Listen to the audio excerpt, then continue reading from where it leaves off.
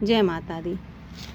आज हमें cutting grow करनी है क्योंकि फरवरी का मंथ आ गया है और अगर हम फरवरी में कटिंग ग्रो करते हैं तो उसकी स्पीड बहुत अच्छी होती है, क्योंकि अभी प्लांट का जो पतझड़ का मौसम था वो बीत चुका है और अब बसंत आ गया है और बसंत में नई नई कलियां खिलने लगती हैं, हमारे प्लांट की ग्रोथ अच्छी हो जाती है और उसमें नए नए फ्लावर्स भी आने शुरू हो जाते हैं।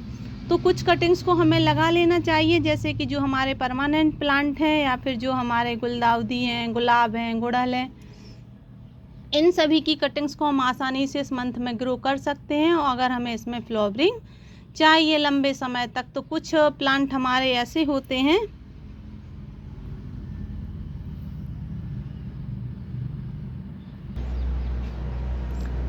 जैसे कि आप देखिए कि हमारा ये वाला प्लांट है, इसमें अब काफ़ी फ्लावरिंग शुरू हो गई है। आप देख सकते हैं इसमें काफ़ी बर्ड्स आना भी शुरू हो गई हैं, पर हमें अगर लगता है इसके सीड बनने में काफ़ी टाइम लग जाएगा, अगर हमारे पास कोई नया प्लांट नहीं है इसका, तो हम इसकी भी कटिंग आसानी से ग्रो कर सकते हैं अपने गार्डन में और काफ़ी इसमें से हमें फ्लावर, अगर आपको हमेशा चाहिए एक ऐसा प्लांट है ये कि हमेशा गर्मियों में, सर्दियों में, बारिश में हमेशा इसमें फ्लावरिंग होती रहती है।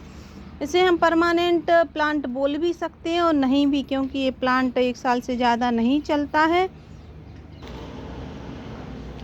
लेकिन अगर हमें इसकी कलर्स वैरायटी सेव करके रखना है और हम चाहते हैं कि हमारे गार्डन में ये हमेशा फ्लावरिंग देता रहे, और ये हमेशा फ्लावरिंग देता भी है। मेरे गार्डन में इसके काफ़ी प्लांट हैं जो मैं कटिंग से ग्रो हमेशा करती रहती हूँ। तो कटिंग हमेशा 2 मंथ में अच्छे से ग्रो होती हैं, एक तो होती हैं बारिश के मंथ में और एक होती है फरवरी के मंथ में। तो आप बिल्कुल देर ना करें, अगर आपको भी इस तरह से फ्लावर प्लांट चाहिए हैं। कुछ गुलदाउदी की भी कटिंग हम लगा सकते हैं और इसकी मिट्टी कैसी बनाएं, सभी के लिए हम आपके लिए वीडियो लाए हैं। अगर आप इस तरह से अगर मिट्टी अपने प्लांट पर लगाते हैं और उस प्लांट में ग्रो अगर करते हैं अपने प्लांट को, तो इसका रिज़ल्ट बहुत अच्छा आता है और हमारे गार्डन में ये कभी भी नहीं जाते हैं हमारे गार्डन से, और हमारे गार्डन में हमेशा इसी तरीके से बने रहते हैं। इनकी कलर वैरायटी अलग अलग होती हैं और काफ़ी अच्छे फ्लावर्स भी होते हैं इनके। तो चलिए हम इनकी कटिंग ग्रो करते हैं। अगर आपने मेरी वीडियो को अभी तक सब्सक्राइब नहीं किया है तो ज़रूर करें, साथ में बेल आइकन भी प्रेस करें, जिससे कि वीडियो की आने वाली नोटिफिकेशन आपको मिलती रहे। और आप देख सकते हैं कि मैंने इसमें अपनी जो 2 कलर की गुलदाउदी हैं उनकी कटिंग मैंने ली है। देखिए ये है, तो ये है रेड कलर की और एक है ये है पर्पल कलर की, तो मैंने दोनों की ली है कटिंग। और इसी के प्लांट मेरे पास कम थे। अगर आपके पास किसी के प्लांट कम है या आप चाहते हैं कि हमारे प्लांट और ज़्यादा हो जाए, तो आप उनकी कटिंग इस तरह से आप गुलदाउदी की कटिंग ले सकते हैं। ये जो इसकी थोड़ी सी हार्ड ब्रांच हो गई है, अगर आप उसकी कटिंग ग्रो करते हैं तो इसका रिज़ल्ट आपको अच्छा मिलता है और ये जल्दी से ग्रो हो जाती हैं। लेकिन किसी कारण से अगर आपके पास इस तरह से बड़ी ब्रांच नहीं है, इतनी छोटी छोटी सी भी कटिंग है, तो गुलदाउदी की ये छोटी कटिंग भी आसानी से ग्रो हो जाती है।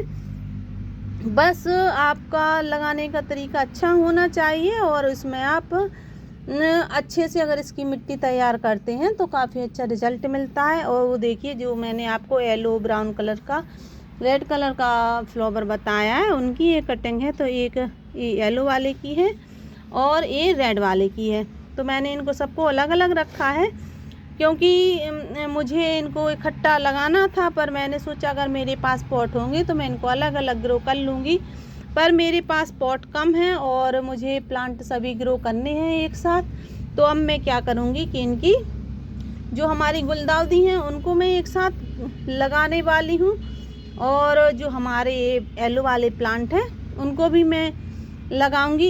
इसके लिए मैंने क्या किया है, सबसे पहला काम हमें इनकी जो नीचे की जो टहनी है जहाँ से हमने कटिंग की है, तो उसमें हम एलोवेरा जेल अगर डिप कर लेते हैं इस तरह से, उसमें अच्छे से लगा लेते हैं एलोवेरा जेल, तो उसकी रूट सिस्टम अच्छी हो जाती है और काफ़ी लंबे समय तक इसमें हमें उसमें जो पत्तियां हैं वो मिलती रहती हैं। और आप देखिए कि इसमें एलोवेरा जेल का आप इस तरह से इसको डिप कर लीजिए करीब 1 अंगुल 1.5 अंगुल तक, जिससे कि इसकी रूट्स आसानी से बनती जाएं।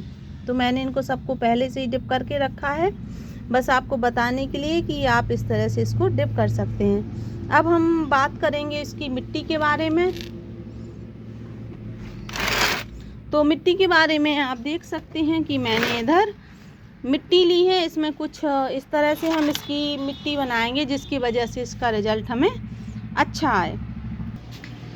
और आप देख सकते हैं कि मेरे गार्डन में ढेर सारी कटिंग जो मैंने लगाई थी, कुछ में तो आप देखिए फ्लावरिंग भी शुरू हो गई है और कुछ कटिंग इनकी चल रही है। तो इस तरह से आप अपने गार्डन में इस तरह से अगर कटिंग ग्रो कर लेते हैं तो आपको कभी भी कोई भी प्लांट की कोई कमी नहीं होती है। अब चलते हैं मिट्टी बनाने के लिए। तो मिट्टी बनाने के लिए हमें क्या करना है, सबसे पहले हमें अगर हमारी जो काली वाली मिट्टी, अगर काली मिट्टी है तो हमें उसके लिए कंपोस्टिंग की ज़रूरत ज़्यादा रहेगी। अगर आपके पास कंपोस्टिंग नहीं है तो आप रेत या कोकोपीट का यूज भी कर सकते हैं, या फिर आपके पास भूसा है तो आप भूसा का यूज, या मूंगफली के छिलके हैं जो उनको महीन कर लीजिए और फिर आप उनका यूज आराम से कर सकते हैं। या फिर आपके पास कोई सूखी पत्तियां पड़ी हैं तो उनका भी यूज कर लीजिए। अगर आपके पास किचन कंपोस्ट है तो आप किचन कंपोस्ट में ही आप इनको ग्रो कर सकते हैं। तो आप देखिए कि मैंने इसमें, ये हमारी गार्डन सॉइल है जो हमने अपने गार्डन से ही निकाली है। हम किसी प्लांट को जब खाली करते हैं तो उसकी मिट्टी को इस तरह से अच्छे से सुखा लेते हैं। तो ये है हमारी गार्डन सॉइल, इसको बराबर भाग में लेना है। तो आप इसको समझ के चलिए कि अगर आपकी 500 ग्राम ये मिट्टी है, 500 ग्राम हमने अपनी किचन कंपोस्ट ली है जो देखिए कि अभी तैयार हुई है, और मैंने इसे सुखा लिया था अच्छे से, फिर थोड़ी पानी डाल के इसमें रख दिया था जिसकी वजह से हल्की सी गीली है। और हमारी किचन कंपोस्ट है, आप देखिए कितने अच्छे से तैयार हो चुकी है और बहुत अच्छी है, बिल्कुल खाद जैसी लग रही है। और खाद ही है, किचन कंपोस्ट भी एक खाद ही है। और फिर हमने इसमें आधा जो कंडा रहता है ना उसको फोड़ लिया है, उसको महीन कर लिया है, तो वो है। तो हम आधा कंडा लेंगे तो हमें गोबर के खाद की भी ज़रूरत नहीं पड़ेगी। अब हमें इसमें थोड़ा फंगीसाइड भी मिलाना है। तो आप इसको, आप देखिए कि इसमें मैंने 1 मुट्ठी राख लिया है, 1 टेबल स्पून हमने इसमें चूना लिया है और 1 टेबल स्पून हमने इसमें हल्दी पाउडर लिया है। अब हम क्या करेंगे कि हम इनको सबको इसमें मिला लेंगे। मैं हमेशा बिल्कुल सरल तरीका बताती हूँ अपने गार्डन में प्लांट ग्रो करने का। अब हमें क्या करना है कि इनको अच्छे से मिला लेना है। और अगर आपके पास मिट्टी नहीं है अपने गार्डन की, अगर आपके पास कोई चिकनी मिट्टी है तो फिर आप उसमें आप गोबर की खाद का यूज ज़्यादा कीजिए, या फिर आप उसमें किचन कंपोस्ट की भी मिट्टी नहीं है आपके पास और ना ही आपके पास गोबर की खाद है, ना ही गार्डन की मिट्टी है, तो फिर आपको उसमें 50% कोई भी कंपोस्ट का यूज ज़रूर करना पड़ेगा। अगर आपके पास कोई कंपोस्ट भी नहीं है तो फिर आप इसमें करीब 2 कंडे को अच्छे से महीन कर लीजिए, फिर आप उसको इसमें मिला दीजिए और वो हर जगह मिल जाता है। बाकी को आपको क्या करना है कि इसमें आपको जो आपको हमने और सामान बताया है वो हम सबके घर में मिल ही जाता है। और फिर हमें ग्रो किस में करना है, तो मेरे पास पॉट्स नहीं थे, तो मेरे पास जो चाय का पैकेट था मैंने इसको ही अपना ग्रो बैग बना लिया है, इसी में मैं अपना प्लांट ग्रो करने वाली हूँ। और आप देखिए कि मैंने इसमें होल कर लिया है, इसमें पॉलीथिन अंदर से लगी रहती है इसलिए ये बिल्कुल गलेगा भी नहीं, तो मैंने इसमें कोई पॉलीथिन नहीं लगाई है। अगर इसमें कोई गलने वाला आइटम होता तो फिर मैं इसमें पॉलीथिन लगा सकती थी। और आप देखिए इस तरह से इसमें फॉइल पेपर लगा है जो कि गीला नहीं होने देगा हमारे इस ऊपर के कागज़ को, और हमारा प्लांट अच्छे से ग्रो होता रहेगा। मैंने पिछली बार भी इसमें अपने प्लांट ग्रो किए थे और करीब 6 महीने तक ये बिल्कुल नहीं गला था। तो आप भी निश्चिंत रूप से इसमें अपने प्लांट ग्रो कर सकते हैं या कटिंग ग्रो कर सकते हैं। तो मैंने एक इस तरफ होल कर लिया है और एक होल इस तरफ कर लिया है, दोनों साइड में नीचे से हमने होल कर लिए हैं इसमें। अब मैं इसमें मिट्टी भरने वाली हूँ और एक प्लांट की कटिंग में इसमें ग्रो करूँगी। तो आप देखिए कि मैंने इसमें मिट्टी फिल कर ली है, थोड़ी सी जगह खाली रखी है, वो अभी आपको पता चल जाएगा कि क्यों खाली कर रखी है। तो आप देखिए कि पहले तो मैं इसमें बड़े वाले में गुलदाउदी की कटिंग ग्रो करूँगी, और वो करीब जितनी आपकी कटिंग है उसे आप आधा दबा दीजिए मिट्टी में, जिसकी वजह से इसकी जो रूट्स निकलती हैं गुलदाउदी की, तो वो इनकी में जो नीचे की ब्रांच रहती है उसी से निकलती हैं इनकी रूट्स। तो आप इस तरीके से इन सभी प्लांट को लगा दीजिए। और जब आपके पास अगर मिट्टी है तो आप इनको अलग अलग ग्रो कर सकते हैं। मेरे पास मिट्टी नहीं है, इसलिए मैं इनको एक साथ इसमें लगा रही हूँ, और जब मेरे पास मिट्टी हो जाएगी तो फिर मैं इनको अलग अलग पॉट में शिफ्ट कर लूँगी, और तब तक मैं इसमें कटिंग को इसी में लगा रहने दूँगी। तो आप देखिए कि मैंने इसमें अपनी ढेर सारी कटिंग जो थी वो ग्रो कर ली हैं इसमें, और इनको अच्छे से दबा के रखना है। अब हमें क्या करना है कि हम इनके इसमें चारों तरफ से इसमें थोड़ी सी मिट्टी इस तरह से, जिससे कि इनकी रूट्स में अच्छे से मिट्टी भर जाए। फिर हम इस तरह से इनको हिला देंगे, तो ये बिल्कुल इनकी जो कटिंग है वो नहीं हिलेगी और इनकी ग्रोथ भी अच्छी हो जाएगी। तो आप इस तरह से इनको हिलाकर, इसमें एरेशन नहीं बनेगा, और आप इसी तरीके से इसको भी इसमें लगा सकते हैं।